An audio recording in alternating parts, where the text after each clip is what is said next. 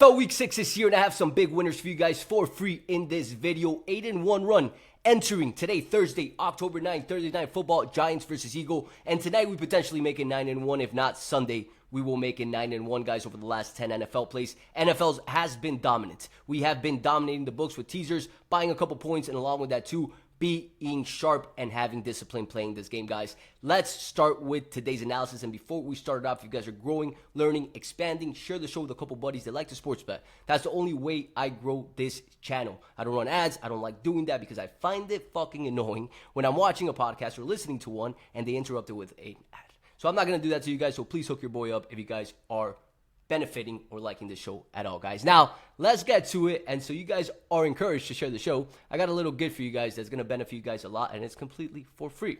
I'm going to share it with you guys right here. It's a bankroll calculator. A lot of you guys have asked me, hey, Fred, I have this amount of money. How much should I bet responsibly to really grow long-term and see this as an investment? Well, I created this for you guys. You input your total bankroll. You put your risk tolerance, which we're all different. Some of us are more conservative. Some of us are more aggressive, and that's normal. You put your target ROI, return on investment, how much you want to make percentage on your money each month or each year or each week. You can put that based on your tolerance. And from there, it's going to give you a recommended plan. Unit size, max exposure per day, daily target profit, and max per bet stake.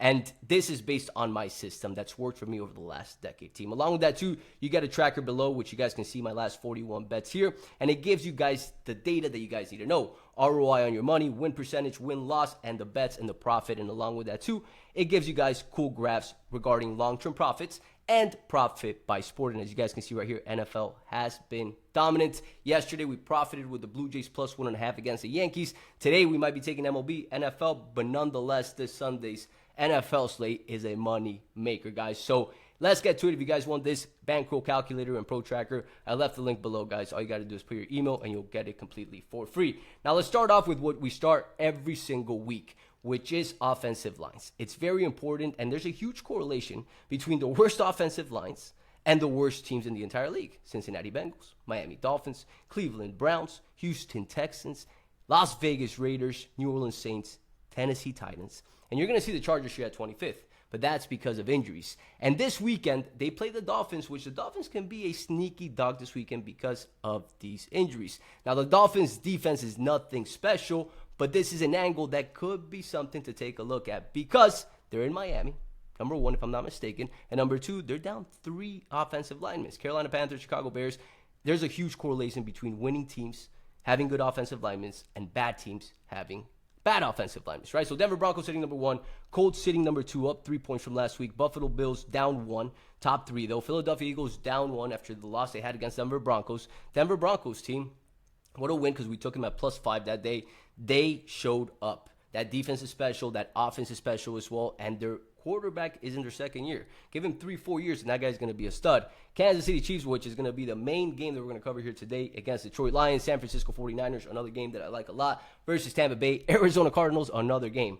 They are sitting 7th. This weekend, they might be without their quarterback, so we might need to pay attention to see if he plays or not. But ultimately, they're sitting at the top 10. Rams sitting 8th, 9th, Jaguars 10th, Lions team. Now, defensive lines, and something that I want to show you guys, and the importance of offensive lines. Defense wins championships. We all know that. But Houston Texans ranks pretty much at the top of every defensive category. Week 5 highlights, and they've been at the top every single week. Yet they're losing, and they won the last game versus the Ravens because of all those injuries. Nonetheless, they've been struggling because they can't protect their quarterback. And Stroud, to me, is a beast. If you give him proper protection, that kid could tear up this entire league. But nonetheless, they don't have that, and they're losing due to that. Now, let's get to the nitty-gritty, I like to call it. A lot of cappers, a lot of sports analysts like to say that they're beating Vegas. And I think that's completely off. We play with Vegas. We're not trying to beat Vegas. Vegas is the sharpest sharp in the entire room. They're sharper than you. They're sharper than me. We got to admit that. We got to be humble about it because they're a billion-dollar industry and they make all the money in the world. Really, if you think about it, 1% to 2% of sports bettors profit. That's really the stats that happen. So if we're playing with Vegas, let's find out who are the teams that have the most action this weekend. And if you guys haven't seen it so far, these past 3, 4, 5 weeks of NFL action, lopsided action has been going down pretty consistently. Not all of them. You got to find your right spot. You got to make sure it makes sense. But nonetheless, lopsided action is going down. Monday, Jaguars, perfect example. Perfect example. Sunday, Bills-Patriots. Primetime game. What happened? Patriots won as underdogs, 8-point underdogs. Thursday night football, Rams, 49ers. 49ers, 8-point dogs, bunch of injuries, and they win that game outright. Now, things change. It's not always going to be like that. There's going to be a couple weeks where the public eats, and you got to be paying attention to the signs for that. Now, this weekend, Patriots -3, Colts -6.5, Lions +2.5, Eagles -7, Bills -4.5, Cowboys -3.5, Chargers and the Rams spreads right now are sitting at the top of liability for Vegas this weekend. Now, let's talk about the lines and line movements that to me have been interesting since the opening. I like to look at where the money is, first and foremost. And from there, I like to see where the movement is going to see if I'm catching any reverse line movement. If you guys are not familiar with that, I'll explain it really quickly. If money's going one way, for example, Patriots are attracting all the money in the world. And Vegas' goal is to put money 50% on one side and 50% on one side and collect the VIG. Then they're going to adjust the price of teams if money's going one way. So if all the money's going to the Patriots, it should be moving in the Patriots' favor from -3 to -3.5 to -4 to 4.5. So they can make the price of the other team more attractive, more of an underdog. So if that's not happening, that doesn't make sense, and something is happening. Vegas is paying attention. Vegas is making moves. Chargers, I believe, is one of the teams that have most lopsided action. And if not, let's pull it up here through VSIN, which is an app that I use. 67% of the bets are attracting a good amount of money. Let's go back. They're not in the top. Actually, they are. 72% of the bets. This line opened up at -5.5 and is currently sitting at 4.5, 4.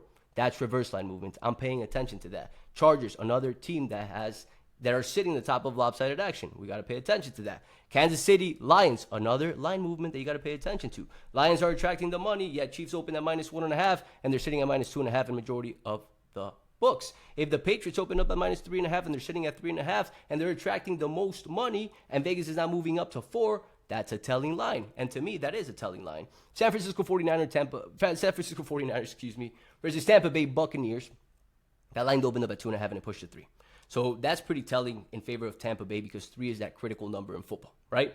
But ultimately, I do like San Francisco a little bit, and we're going to cover that game in just 1 second, team. Now, let's get to the nitty-gritty and cover game number 1. First game, we're going to cover the main game of the entire slate. You got Detroit Lions going to Kansas City after Kansas City suffered one of the most embarrassing losses we've seen in a while with Jones at the end not trying at all. And this weekend, they're at home and looking to bounce back. Now, before I give you guys the play and the analysis for this game, which is going to surprise you a little bit, believe it or not, let me talk to you guys about my run in NFL. 8-1, but this is the entire season so far, team. 8-1 over the last 9. But over the entire season, we're looking at a 12-3 record right now. 11-3, 12-3 record. NFL has been very dominant. The numbers have been on point, guys. So if you guys want every single play, make sure you get the remainder of the year pass, month pass, or week pass so you guys do not miss on any action. Now, Kansas City, this line opened up at -1.5 like we just covered. Money and support going to the Lions. Going to the Lions, lopsided action on BetMGM and VSIN. This website tracks DraftKings. The Lions are attracting 79% of the bets on the money line, 80% of the handle.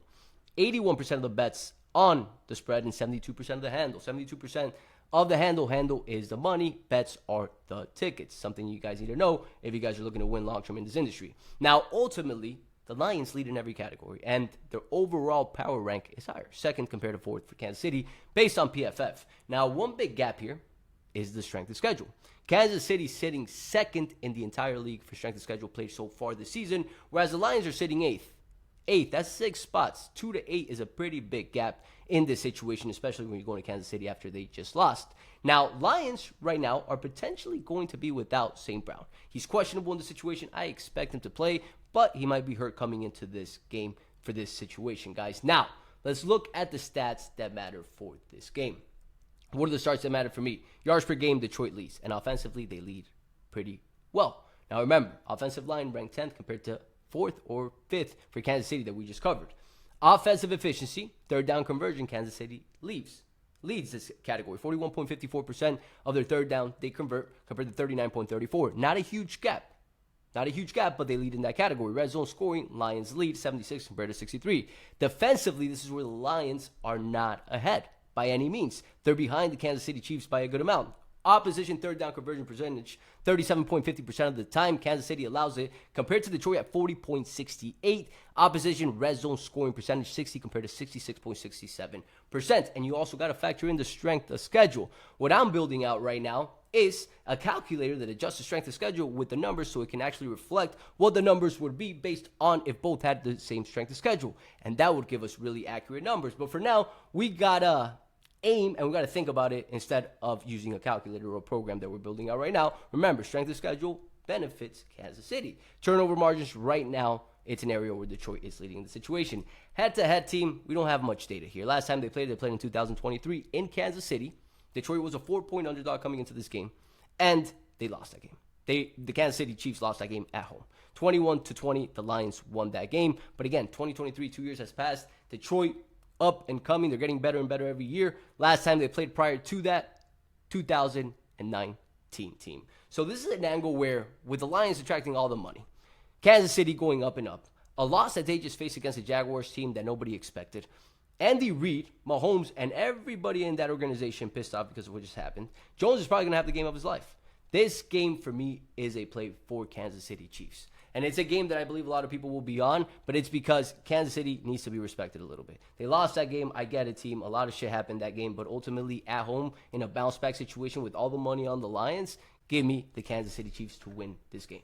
Game number 2 that I love for this weekend, guys, and it's Arizona Cardinals going to Indianapolis to face the Colts. This line opened up at -3.5. The Colts' success has pushed the majority of the lines for the games of the Colts a different way because their expectations was that they were going to be an okay team. Right now, they're probably the most dominant team, if not top 3, right? So, line sitting at -7. Along with that, too, Kyler Murray is questionable for this game. If he plays, this is an angle for this game. Now, let's talk about this game a little bit, guys. Money and support, we already spoke about it via BetMGM.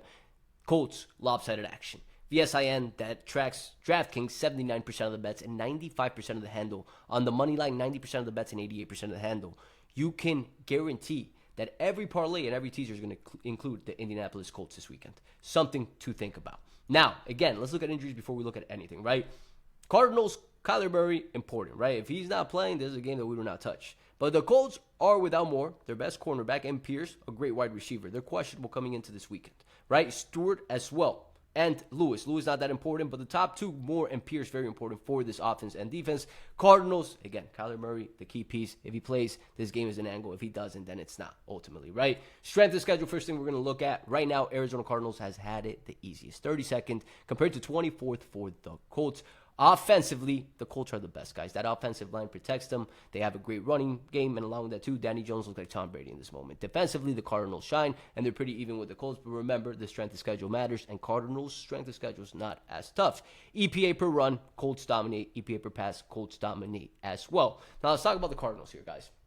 Last weekend, one of the weirdest losses I've seen in a long time, and one of those games that kind of made me question the game altogether, because it was just so many weird things going on in that game, to say the least. And the way they lost that game was just ultimately too weird for me, right? That touchdown where it was a scramble and then somebody landed on it. It was a touchdown. They won the game. It was weird, ultimately, right? Cardinals dominated that game. Prior to that, versus the Seahawks, they lost a close one. Versus San Francisco, they lost another close one. They started the season pretty well, but again, against very bad teams. Murray is one of those wild cards that can make or break a game for any opponent, because if this kid's on and can run the ball well and he's accurate, he's one of the better ones. But he is just very volatile. He's up, he's down. We don't know if he's consistent enough to come into this Indianapolis Colts game that has a very well-coached organization and very well-coached team, if he's going to be able to do that. Now, let's look at stats a little bit, guys. Stats right now, typically, based on what we just saw, it's going to give the edge to Indianapolis Colts, especially if they're an 8-point favorite.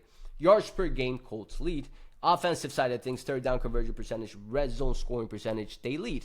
Red zone scoring percentage, not by much. Red zone conversion, by a good amount, 39% compared to 46%. Defensively, though, Arizona does lead. Remember, strength of schedule is easier for Arizona, but they do lead in the situation, and by a pretty big margin on both categories that matter. Opponent third down conversion, 34.33% for Arizona compared to 44.07% for the Colts. And then you look at the red zone scoring percentage, which matters a lot. It matters significantly. I would say this is the most important stat that we look at. 47.06% of the time, Arizona Cardinals are allowing a touchdown compared to the Indianapolis Colts at 61.54. 61.54 is quite a bit, right? Margin, turnover margin, that area the Colts do lead in this situation. Right now, guys, head-to-head, it doesn't matter. Very similar to the last game we just covered. It does not matter. It's not make or break any situation. Ultimately, team, I'd buy points for this. I'd get the Arizona Cardinals. Right now, they're sitting at 7.5, 8.5, depending on the book that you have. You get it at 9, 9.5, 10, minus 145, minus 150. That's a good play, right? Obviously, we want the best odds. We want plus money at all times, but I like winners too. In this situation, defensively, the Cardinals lead. If Kyler Murray plays, I like him even more. We got to pay attention to the injuries for the Colts. Pierce, more key players in this situation. You're catching Cardinals team that's 2-3, last in their division. They don't want to let that gap go any higher, right? They do not, by any means. This, to me, could be an upset alert. I'm not going to take it as a money line. You guys know me. I don't gamble like that. But I'd buy the points to get it at plus 10, plus 9.5, and take the Arizona Cardinals in the spot and play with Vegas, guys. So I like this angle for this game, guys. Let's talk about game number 3. Continue to play with Vegas. Let's look back at Ben Fox early lopsided action for week 6 right now. Bets on Patriots, number 1, 81% of the bets. Colts sitting number 2, Lions number 3. Both those games we covered, and game number 3, it is the Patriots team, and it is an angle against the Patriots, guys. But there's a statistical angle too. It's not just line movement. It's not just because it's lopsided action, but part of it is that I would call the technical side of things. If you are a trader, people either trade technically or fundamentally, or you trade with both. That's typically how investors trade in the stock market, right? That's how I see this. Line movement, playing with Vegas, that's the technical side of things. The fundamental side of things is the statistical side of things, looking for it to make sense. So in this game, this line opened up in favor of the New England Patriots. This line opened up at minus 3.5, as you guys can see right here, sitting at minus 3.5 in majority of the books. Lopsided action in favor of the Patriots. In favor, 78% of the handle going to them on the spread, 82% of the bets, 87% of the bets, and 79% of the handle going to them. Money line, every parlay is going to include this money line this weekend for the Patriots. They just had a huge win. A huge win. This could be a huge hangover for the team traveling New Orleans. A New Orleans team that beat a Giants team that was another trap this Sunday. If you guys took that game, the Saints was a clear call play. Now let's talk about strength of schedule. 23rd compared to 7th. That's a very big gap in favor of the Saints. Defensively, the Saints are better. Offensively, the Patriots do lead in the situation. EPA per run, an area where the Saints lead. EPA per pass because of Drake May, 0.21 compared to 0.01. The Patriots lead in this situation. Now, Spencer Rattler. Let's talk about him a little bit because his name is not being mentioned enough. And if you guys listen to interviews of coaches like I do, there's a lot of coaches that are giving him a lot of praise. Kyle Shanahan, for example, came out after they played him and talked about how this kid is going to be a household name here in the next few years. This kid's a stud. They have a new coach in Moore that's an offensive mastermind, and they're going to start clicking. I made a prediction that the Titans were probably going to be a great team later in the season, and it's going to be the Saints for me. There's always a bad team that's not going to make the playoffs that at the end of the season causes issues to a lot of teams. It just happens that way for some reason. And Saints could be that team. They have a great defense. Offensively, they're getting used to it. They still have Kamara. And let's talk about the stats, because statistically speaking, the Patriots are the better team, quote unquote, but statistically speaking, New Orleans leads in a couple categories. Yards per game, an area where New England leads 336 compared to 307. Offensive efficiency, the big gap here is red zone scoring percentage, 63% compared to 41, and that's pretty big. Now remember, strength of schedule. Strength of schedule matters. Patriots sitting again 23rd compared to 7th for the Saints. The Saints have been facing tougher defenses. Red zone conversion leads for New England. Third down conversion area where New England leads as well, not by much. 40-38 defensively, New Orleans leads, guys. 40.35% of the time they allow a third down conversion, compared to 41 for New England, not a big gap. And opposition red zone scoring, New Orleans leads the way, and turnover margin as well, guys. I'm going to keep it simple. I'm not going to overthink this one, and I like the Saints in this spot, team. You get them at +4 by the hook just in case. I like doing that. A lot of games end by 4, by 3, by 7. Those are those numbers by that 7 range that it typically ends by. By the 4, you get it at -125. You lose a couple bucks. If you're betting big, you lose a couple $100 rather than potentially losing a play if it ends by 4. Right? Instead of pushing. Jaguars, Chiefs, Monday. Perfect example. I bought it to 4. The Chiefs were up by 4 in the last drive. I was not sweating a thing. If the Jaguars did not score in that last play, guess what happened? I pushed. And I can go to sleep in peace because I bought that hook rather than chasing a couple $100 more. But luckily, we won and everybody won in this situation. Now, ultimately, for this game, guys, Saints, a team that's gotten better. You saw what they did last week with the Giants, and the Giants have a pretty good defense. And now they're home. They're looking to bounce back. I like it at +4. This is a great game, and honestly, one of the better plays that I've covered today for you guys. If you've made it this far, I've left this piece of information for this moment to reward you guys that made it this far. And I'm going to give you guys a teaser, which I didn't announce in the beginning because a lot of people just leave early on. So those that stayed in this, I'm going to give you guys a teaser, which have been dominant. And I'm going to cover a couple more games here that you guys are potentially going to be looking at based on what I've taught you guys. But this one, to me, is one of those that you stay away from. And we're going to talk about that Jaguars game. Jaguars game versus Seattle Seahawks. This line is in favor of the Jaguars. It opened up at -1.5. Money and support right now is going more in favor of the Seattle Seahawks. More in favor. They're attracting 65% of the bets, 81% of the handle on the spread. On the money line, they're attracting 55% of the bets and 75% of the handle.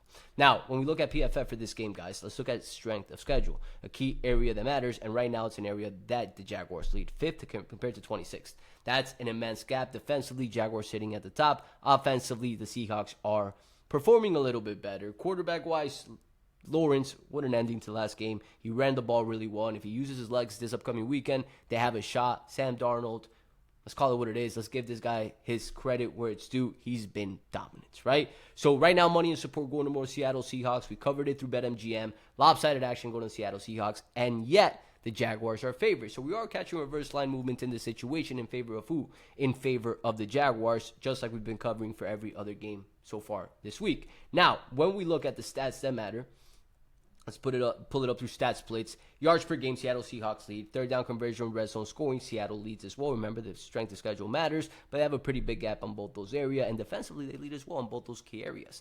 The only area that the Jaguars lead is turnover margin, right? Third down conversion, red zone scoring percentage is an area where Seattle leads. And playing in Seattle is never an easy task. It's not an easy task. It's something that's actually pretty tough for most teams. That's why Tom Brady took his hat off to Baker when he beat them this weekend, because he knows it's such a tough place to play because he's played there. Ultimately, this is a game where majority of the people are going to bite on the Jaguars because money's floating to the Seattle Seahawks. I'm going to stay away from this one. I'm not going to take the Jacksonville Jaguars. I personally believe that after that win they had Monday, they're on a shorter week going to Seattle. Big hangover after a big win. Facing Seattle, a team that's hungry, that's capable and dominant. Seattle could take this game. Seattle could take this game, and at the end of the day, Seattle's not the most lopsided action of the day or the biggest liability for Vegas as of now. So a game that a lot of people are going to look one way, Jaguars might win and might shut me up. But it's one of those games that as a pro, I'd rather stay away from, ultimately, right? Chargers, Dolphins, line open by -5.5. Lines pushed down to -4. Money is going to the Chargers. 67% of the bets, 26% of the handle only. You're seeing the Dolphins attract sharp money here.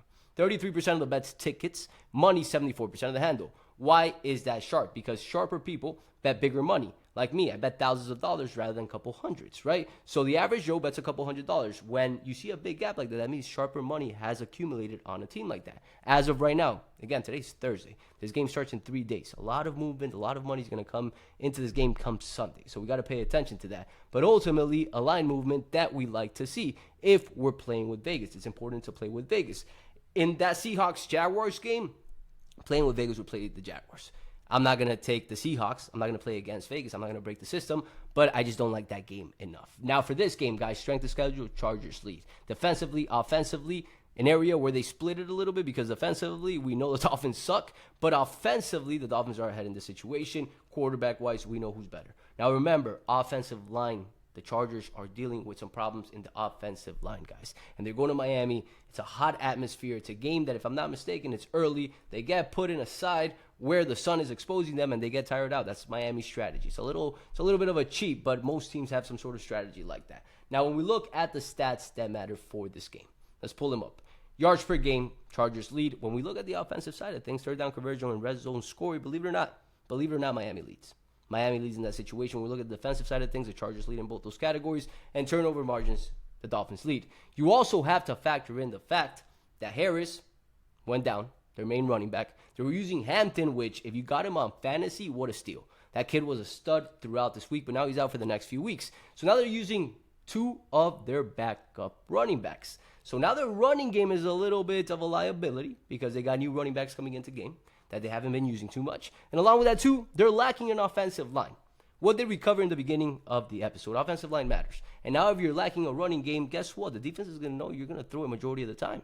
Yes, you're going to run the game, but if the running back makes mistakes, he's young, he fumbles, or the offensive line can't protect him, guess what? They're going to rely on Herbert, their MVP. And ultimately, guys, yes, Miami has a bad defense, but when the cards are like that, exposed in this manner, a defense that's bad can hurt that offense. And I've said that over and over and over and over again. So I do like the Dolphins here. I think it's a good team to tease this weekend. Team teaser time. Teaser time. And before I let you guys go, remember, get this Bankroll calculator, get this Pro Tracker. You guys get to track all this information and start really making sense of the bets you're making and understand what's happening, right? A lot of people don't track, and then when at the end of the year they're down a bunch of money, they're pissed. But if you track from the very get-go, you're not going to go through that, right? Now, the teaser for this weekend is the following. We're going to add the Cardinals if Murray plays. We're going to wait for Sunday in this situation. But I do like the Cardinals in the spot, and you're going to get him at plus 14. Depending on if he plays or not, we might move this line a little bit lower. So we might catch him at plus 10, but this is one of those games I like. Dolphins, another one that I'm going to add. The Saints, another one that I'm going to add. And I'm also going to be adding, actually, I'm going to leave it at that. I'm not going to add the Kansas City Chiefs into that one. I'm going to make it a 3-teamer. You get 6-7 points. You get it at plus 105, plus 110. And that is the teaser for this weekend, guys. And I've been pretty dominant with the teasers. Last weekend, I didn't have one. I'm doing one again this weekend. 3-teamers have been really the moneymaker. 2-teamers have not. 3 and 4 teamers have been really where I've been thriving a little bit, and this weekend, this is what I'm going to be attacking, guys. So remember, get that Pro Tracker to get all my plays. Remember to get it by VIP, which I've also left the link below. Share the show again. If you guys enjoy this, leave some questions below. Leave recommendations, what you guys want to see more of, what you guys don't want to see something of, and that way I could adjust the show to favor what you guys want to see a little bit more and learn more so you guys can actually grow, guys. So that is it, man. Let's win NFL Week 6, and I'll catch you guys next week.